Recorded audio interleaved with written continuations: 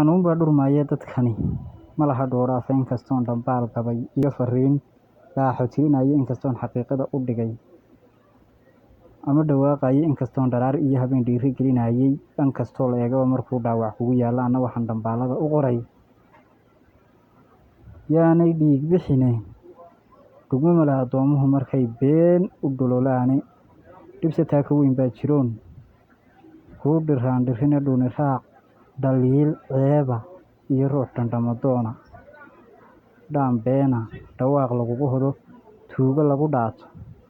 daar beena diin laga dhex baxay maamul dhalanteeda bulsho dhacan dhib loo geystay iyo horarka dhuuqaaya dhaga awdmay dhaaya aan waxra garasho dheeraatay dhayal uma dhawaaqina waxaan dhaaday baa jira ee wixii aan dhigaal qoray iyo intaan waana kugu dheefshay dhaliil baad u aragtiyo inaan dheelo keliga yihi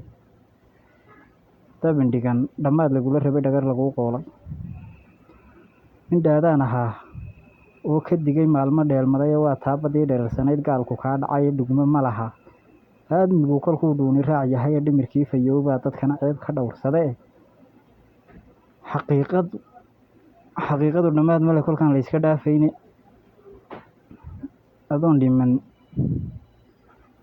adoon dhimanin oo nool mar baad dhaxalka weydaaye in ragoo xaqiisii la dhacay dhaafi kari waaye dhimashaduna waa faral kolkay tahay dhulkaagiyo waxa aan la dhuubtiyo waxaa lumiyey dheehayga waxa aan la dhaygagay iyo waxa aan la dhakafaaray waa waxaan dhaxtaal hore u dhigay waayo dheelmadaye dhaga awdmay baan dhawaqidhaa aanay dhuganayne dhandhoolay oo tegay cidlada dhaxanta dayreede